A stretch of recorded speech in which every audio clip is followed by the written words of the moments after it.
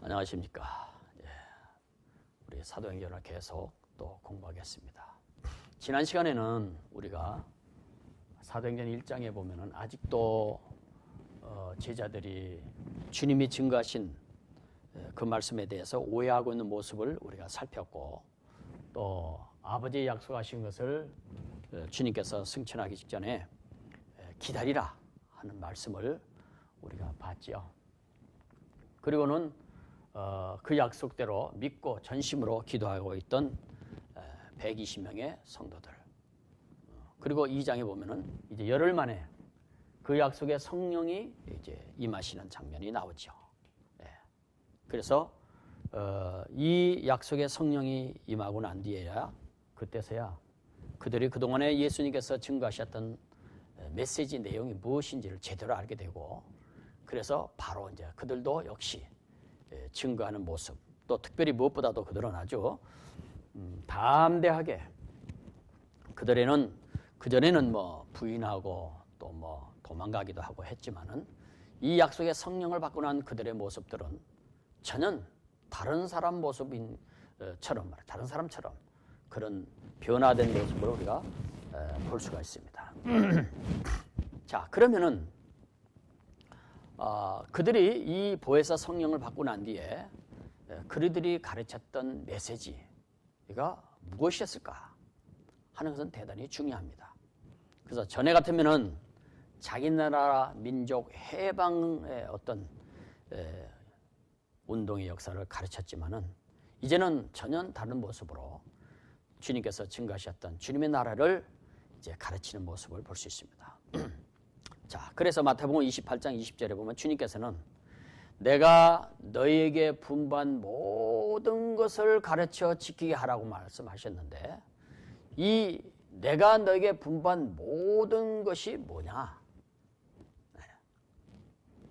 실제로 사도들에게 공부한 많은 사람들이 있었지만은, 그 중에 한 사람인 빌립 지사를 보면은 그는 예수님에게 배운 사람이 아니고 사도들에게 배운 사람이기 때문에, 그래서 사도들이 무엇을 가르쳤는지를 우리가 제대로 엿볼 수가 있죠. 자, 그렇다면 그가, 특별히 빌립 지사가 돌아다니면서 무엇을 가르쳤는가?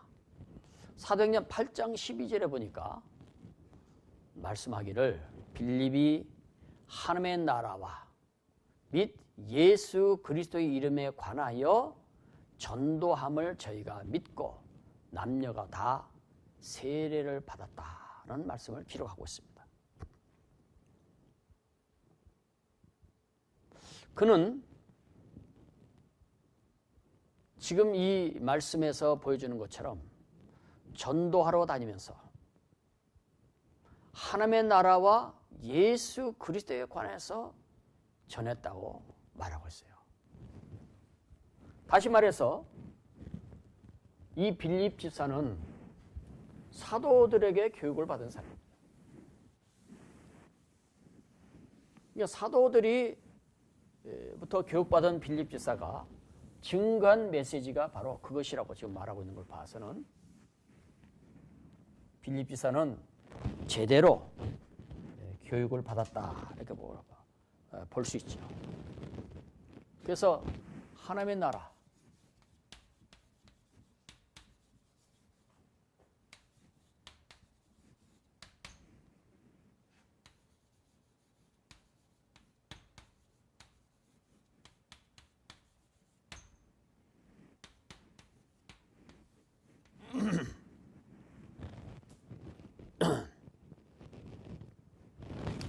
다시 말하면 사도들은 이제 제대로 가르치게 됐다 하는 것을 볼 수 있는데, 이 복음운동의 두 가지 핵심 요소가 있는데, 하나는 목적지인 하나님의 나라,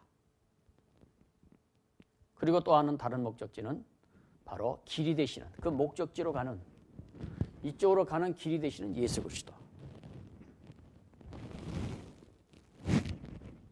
요한복음 14장 6절에도 보면은 예수께서 가라사대 내가 곧 길이요 진리요 생명이니 나로 말미암지 않고는 아버지께로 올 자가 없느니라. 예수님이 바로 목적지로 가는 길이 되심을 말하고 있죠. 히브리서 10장 19절에도 보면은 그러므로 형제들아 우리가 예수의 피를 힘입어 성소에 들어갈 담력을 얻었나니 라고 하고 있습니다.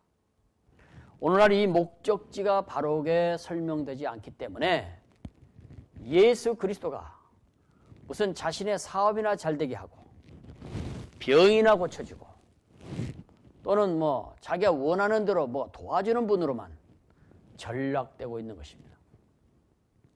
요즘에는 어느 나라에 가서 배우고 왔느냐, 무엇을 배우고 왔느냐 하는 이런 중요한 문제들에 대해서 많은 사람들이 유학을 하고 그리고 공부를 하고 왔다고 하지만은 실상 성경에서 증거해야 될 이 메시지는 없고 오히려 자유신학이 때로는 민중신학이 이것이 성경에서 말하고 있는 본질인 것처럼 얘기하는 사람들이 많이 있어요. 그러나 이것은 오늘 우리가 살펴본 것처럼 성경에서 증거하고 있는 예수 그리스도와 그분의 나라가 빠진 메시지는 진정한 복음이라고 할 수 없는 것입니다. 그건 변질된 복음이라고 볼 수 있죠. 그래서 오늘날 우리가 이 메시지 중에서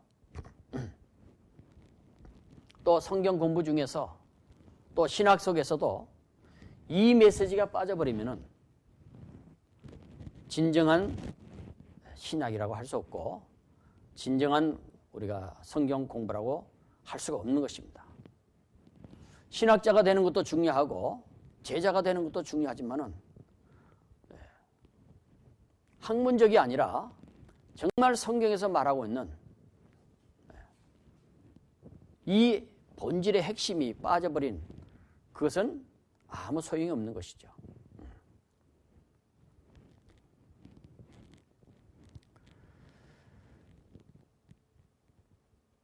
다시 말하면 너에게 올바른 것을 가르치는 분이 오실 때까지는 꼼짝하지 말고 있으라 라고 하는 말이 사도행전에 예루살렘을 떠나지 말고 기다리라 이런 얘기죠. 오늘 지식적으로 머리를 많이 공부했는데 이 약속에 성령이 임하지 아니함으로 인해서 변질된 복음, 전혀 다른 이야기를 할 때가 많습니다. 우리는 성령을 어떤 능력과 은사로만 생각하지만은 예수님은 성령을 진리의 영이라고 말씀하심을 우리가 볼 수 있습니다. 진리라고 하는 것은 영적인 것들을 말하는데 이 영적인 것들을 이해하는 것은 성령의 역사 없이는 바르게 이해할 수가 없는 것입니다.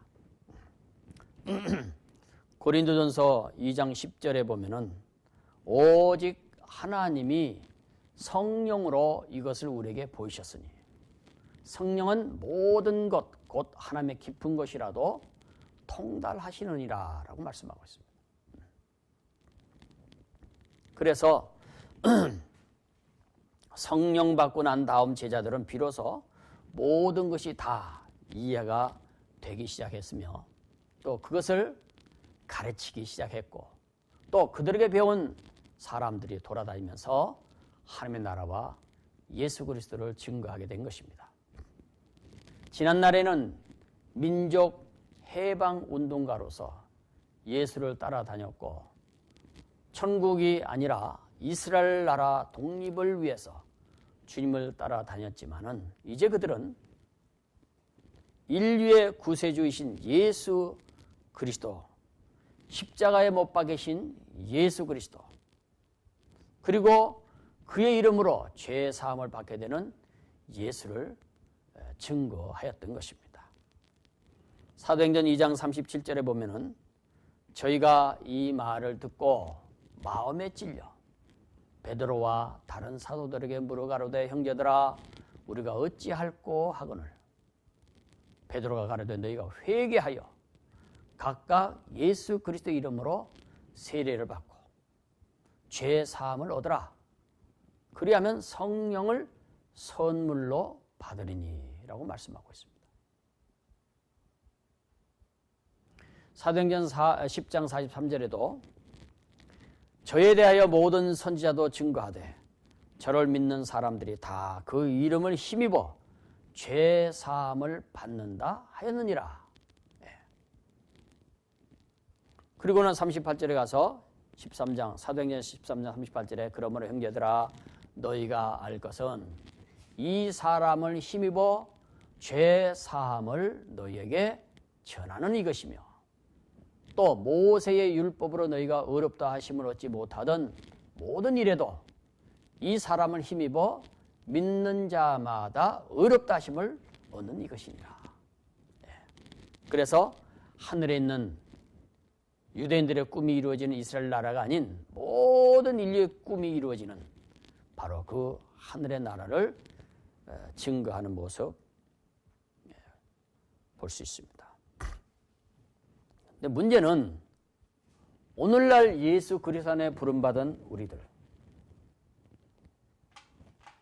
성령의 역사로 말미암아 믿음으로 거듭난 사람들,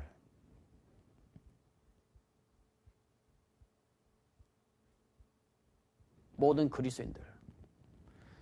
그리스도인들에게는 지금 주님께서 승천하면서 약속하신 이 성령이 우리에게는 필요 없는 것인가? 우리에게는 해당이 안 되는 것인가? 하는 문제입니다. 만일에 이 말씀이 오늘날 우리에게 필요 없는 이야기고 우리에게는 적용되지 않는 말씀이라면 성경에 기록할 이유가 없죠. 놀라운 얘기는 오늘날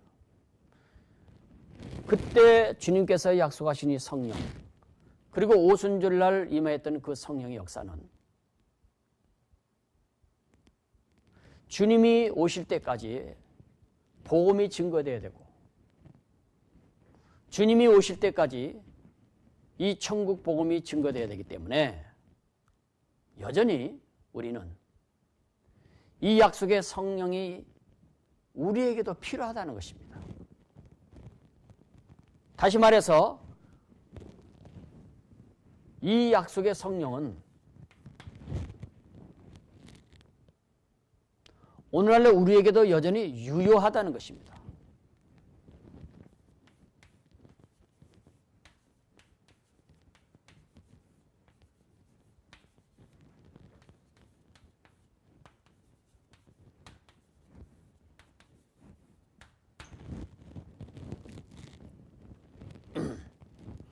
이 약속은 그때 그 당시 제자들에게만 해당되는 것이 아니라는 것입니다. 오늘날 예수 그리스도 안에 부름받은 모든 그리스도인에게도 여전히 해당이 된다는 사실입니다. 요한복음 2장 39절에 보면은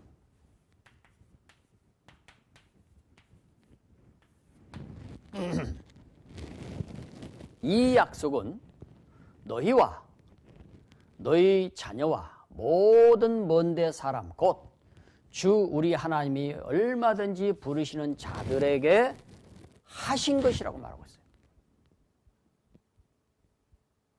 그 당시에 그 사람들에게만 해당되는 게 아니고 주 우리 하나님이 얼마든지 부르시는 자들, 다시 말해서 저와 여러분들이 부르심을 받은 자들인데 그리스도인들은 부르심 받은 자들에게 해당되는 약속이라는 거예요. 오늘날 우리 교회가 이 문제에 대해서 너무 간과해버리는 듯합니다. 예수님을 구주로 영접하면은 다 된 것처럼 거듭나기만 하면은 자동적으로 이 아버지 약속을 받은 것처럼 생각하는 것 같습니다. 그런데 성경은 그렇게 말하고 있지 않아요. 우리 주 하나님이 얼마든지 부르시는 자들이라는 사람들은 거듭난 사람들이죠. 거듭난 사람들에게는 자동적으로 그냥 임한다 이런 얘기가 아니거든요.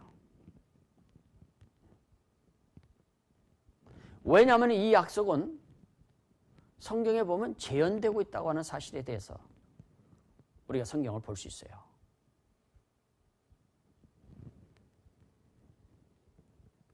많은 사람들이 하나님의 성령의 역사로 거듭은 났는데, 그래서 그리스도인은 되어가지고 주님의 부름을 받았는데, 여전히 많은 사람들은 이 성령을 받기 전에 제자들의 모습과 같은 모습으로 살아가는 모습이 너무나 많기 때문에 그렇습니다. 우리가 사도행전 2장의 사건이 재현되어지는 역사를 우리가 성경에 보면 사도행전에서 고넬료 가정에서 일어나죠. 여러분이 잘 아시는 고넬료는 이탈리아 군대 백부장이잖아요. 이탈리아 로마 군인이잖아요. 이방인이잖아요. 그 이방인의 집에 하나님께서 고넬료에게 베드로를 초청하라고 얘기하죠.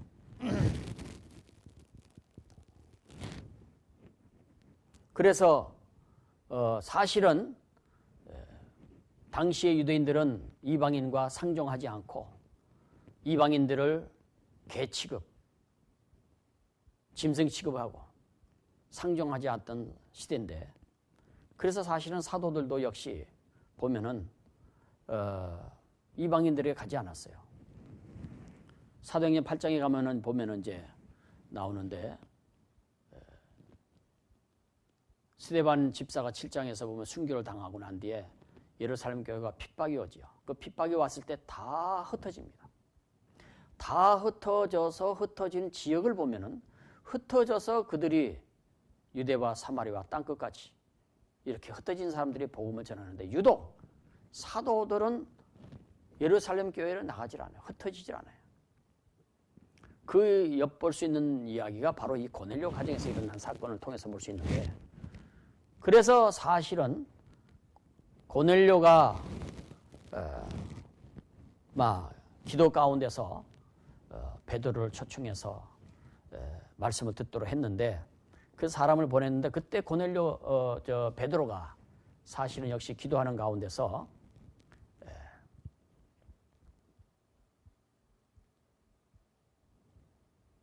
성령의 지시함 따라서 그들을 따라가라고 해서 따라갔는데, 따라가가지고 고넬료가 그들에게 가정에 가서 복음을 전하죠. 그래서 그 사도행전 10장에 보면 44절에 보면 이런 말씀하는데요. 베드로가 말할 때에 성령이 말씀 듣는 사람에게 내려왔다라고 말해요. 베드로가 지금 말씀을 전하는데, 이들은 하나님을 섬기던 사람들이에요. 하나님을 경외하던 사람들이란 말이에요. 그런데 그들에게 성령이 임하셨어요. 그래서 45절에 베드로와 함께 온 할례 받은 신자들이 이방인들에게도 성령 부어주심을 인해서 놀랬다라고 기록합니다. 이 이방인들에게 성령 부어주신 사건, 그래서 방언을 말하고 하나님을 높이는 일들이 일어났고, 특별히 47절에 가면요, 베드로가 가로되 이 사람들이 우리와 같이 성령을 받으니, 우리와 같이 성령을 받았다는 얘기는 우리와 같이, 우리가 받은 성령이 언제냐면 사도행전 2장 사건이죠. 우리와 같이 성령을 받으니 누가 물로 세례를 준 것을 금하겠느냐. 그래서 고넬료 가정에 초청받은 베드로가 말씀을 전할 때 오순절날 마가다락방에 임하였던 성령의 부어주심이 거기도 재현되는 모습을 볼 수 있습니다. 그래서 이방인과 함께했던 베드로가 예루살렘을 돌아오니까 예루살렘 교회에서 이방인과 교제했다는 문제를 가지고 문제를 제기한 것에 대해서 또 베드로는 변명합니다. 변명이 아니고 증거하지요. 뭐라고 그들에게 얘기를 하냐면은, 환상 가운데 보자기에 내려왔던 그 자기가 환상을 본 이야기를 하면서, 그래서 이 고넬료 가정에 초청됐던 이야기를 얘기하면서 사도행전 11장 15절에 보면 이런 말을 합니다. 내가 말을 시작할 때에 성령이 저에게 임하시기를 뭐라고 하냐면은 처음 우리에게 하신 것 같이 했다라고 합니다. 그러면 처음 우리에게 하신 것 같이 한 역사가 무슨 사건이냐? 이게 오순절날 사건이에요. 그러면 오순절날 처음 사도행전에 이름했던 그 약속의 보혜사 성령이 임했던 것과 같은 그 역사가 지금 고넬료 가정에도 역시 일어났다고 지금 베드로는 증거하고 있어요. 이 말은 무슨 말이냐면 오순절날 사건이 마가다락방의 오순절날로만 끝나는 것이 아니라 그 사건이 지금 이방인의 고넬료 가정에도 일어났다고 지금 성경은 기록하고 있는데 많은 사람들이 오순절날 사건은 그저 그때 그거로 끝나고 이제는 필요 없는 것처럼 이야기하는 이것이 오늘날 성경이 잘못 해석되어졌다는 것이죠. 그래서 그 사건을 보고 베드로가 하는 얘기가 주의 말씀에 요한은 물로 세례를 주었으나 너희는 성령으로 세례 받으리라고 하는 이 말씀이 생각났다고 기록하고 있습니다. 이 말씀은 세례 요한도 얘기했지만은 예수님이 승천 직전에 하신 말씀과 같은 얘기죠. 그러니까 그 말씀이 기억나고 생각났다는 이야기는 지금 뭐냐면 고넬료 가정에 일어난 현상이 마가다락방에 오순절을 임했던 것 같은 그런 현상이 일어났다고 하는 이야기죠. 그러면서 하나님이 우리가 주 예수 그리스도를 믿을 때 주신 것과 같은 선물을 저에게도 주셨으니 내가 누구간데 하나님을 능히 맡겠느냐. 오순절 성령의 임하심이 고넬료 가정에 재현되었음을 볼 수 있습니다. 성령이 저에게 임하시기를 처음 우리에게 하신 것 같이 했다라고 반복해서 예루살렘 교회 와서도 또 증거하는 것을 볼 수 있어요. 뿐만 아니라 한 군데 더 볼 수 있는 것은 에베소 교회에서 볼 수 있습니다. 사도행전 19장에 보면은 1절에 아볼로가 고린도에 있을 때에 바울이 윗지방으로 다녀 에베소에 와서 어떤 제자들을 만났다고 합니다. 여기 어떤 제자라고는 예수를 믿는 사람들이죠. 그런데 2절에 뭐라고 말하냐면은 가로되 너희가 믿을 때에 성령을 받았느냐고 말하고 있습니다. 아니, 제자들인데 이미 믿고 거듭난 사람들인데 말이죠. 그 사람들에게 성령을 받았냐고 말하는 이 성령은 무엇을 의미하는 것입니까? 이거는 거듭나는 얘기를 하는 것이 아니죠. 거듭나지도 않은 사람을 제자라고 말할 수 있느냐 말이죠. 말이 안 되는 얘기죠. 거듭나지도 않은 사람에게 성령 받으라는 말도 이야기가 되지 않는 것이죠. 아니, 주님도 모르는 사람에게 성령 받으라는 말이 되느냐 말이죠. 근데 여기에는 제자들이라고 분명히 성경 기록하고 있잖아요. 예수 믿는 제자들이란 말이죠. 이들에게 지금 무엇인가 좀 부족하다 이런 얘기죠. 그래서 너희가 믿을 때에 이 성령을 받았냐 하는 것은 약속의 성령이죠. 그런데 그 이야기는 듣지도 못했다고 하면서 오로지 세례 요한의 세례만 받았다고 얘기를 하죠. 그래서 바울이 그들에게 안수함으로 인해서 약속하신 성령이 그들에게 임함으로 인해서 예언과 은사가 터지는 것을 볼 수 있죠. 자, 사도 바울이 에베소에 와서 믿는 제자들을 만나서 이렇게 제자들이 뭔가가 연약하고 부족한 점이 발견됐던 것입니다. 그래서 그들에게 질문하기를 너희가 믿을 때 성령을 받았느냐? 라고 하는 질문을 했던 것이죠. 여기서 말하는 너희가 믿을 때 성령을 받았냐 하는 말은 네가 거듭날 때 성령 받았냐 말이 아니잖아요. 이미 믿는 제자들이기 때문에 그들에게 지금 뭔가가 약속하신 성령을 이게 안 받은 것 같은 모습이 그들에게 보였기 때문에 질문했던 것이죠. 이것은 언제나 인식되어질 수 있는, 자기도 인식되어지고 주변의 사람도 알 수 있을 정도로 일어나는 현상이 있는 것입니다.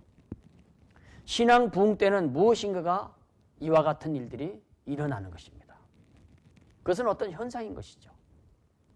그것은 그들 자신에게뿐만 아니라 다른 사람들에게도 인식되어지는 분명한 어떤 그런 일들이죠. 이 현상은 불신자에게 일어난 현상이 결코 아닙니다. 세상에 믿지도 않는 사람에게 이 약속을 기다리라? 여러분, 이것이 말이 되겠습니까? 이게? 안 믿는 사람에게 약속하신 성령을 기다리고 기도해라고 하는 말, 그것이 말이 되느냐 말이죠. 이건 믿는 사람에게 약속하신 것입니다.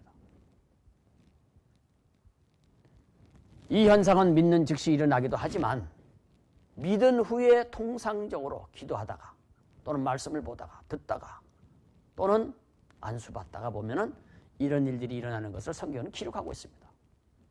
성경에서 실제적으로 나타났던 이런 현상들이 오늘 우리에게도 지금 일어나야 한다는 것입니다. 왜 그러냐면은 이 약속의 성령을 받지 않고는 그리스도인으로 그냥 살아갈 수는 있지만은 별 볼 일 없는 그리스도인, 증인으로서 살 수 없는 그리스도인들, 자기의 손해가 오고 힘들고 어려울 때는 부인할 수밖에 없는 그런 연약한 그리스도인으로 살아갈 수밖에 없기 때문에 누구에게나 이거는 지금 이 시대에도 우리에게는 반드시 필요한 약속이라는 것이죠. 사도행전 2장 39절 우리가 아까 살폈습니다만 이 약속은 너희와 너희 자녀와 라는 말은 그 당시의 사람들이고 이제는 그 다음에 모든 먼데 사람, 이 모든 먼데 사람은 곧 우리가 포함되는 것입니다. 주 우리 하나님이 얼마든지 부르시는 자들에게도 하신 것이라고 말씀하고 있기 때문입니다. 이 성령의 세례 현상이 개인적으로 뿐만 아니라 때로는 교회적으로 국가적으로도 일어나는 경우가 있습니다. 우리들은 성경에서 말하고 있는 사실이나 증거하고 있는 것을 의심하고 부인하지 마시기 바랍니다. 성경에서 말하고 있는 것은 말하고 성경에서 말하고 있지 않는 것은 말하지 말아야 되는 것입니다. 그러나 말하고 있음에도 말하지 않고 있는 것은 그 죄인 것입니다. 초대교회에 일어났던 이 놀라운 성령의 역사가 이제는 성경이 완성됐기 때문에 필요 없는 것처럼 말해서는 안 될 것입니다. 초대교회 성도들도 성경이 완성됐기 때문에 초대교회 성도들보다 지금 현대인들이 더 신령하고 더 능력이 있습니까? 그렇게 말하는 것은 자신을 속이는 것이죠. 말씀대로 해야 한다고 말하면서 성경에서 말하고 있는 것보다 훨씬 별 볼 일 없는 낮은 수준의 영성을 가지고 신앙생활을 하면서도 다 된 것처럼 다른 것이 이제 필요 없는 것처럼 자신은 하나님 앞에서 부족함이 없는 것처럼 자신을 속이는 자가 되어서는 안 될 것입니다. 이 문제는 나중에 사도행전을 성령의 관점에서 공부할 때에 더 자세하게 공부하게 되겠습니다만 어쨌든 사도행전 2장을 통해서 약속하신 그 아버지의 약속하신 보혜사 성령의 역사는 오늘날 우리에게도 약속된 것일 뿐만 아니라 지금도 그 약속으로 우리가 변화되지 않고는 이 시대에 강팍한 시대에 예수 그리스도의 증인으로서 능력 있는 삶을 살 수가 없을 것입니다.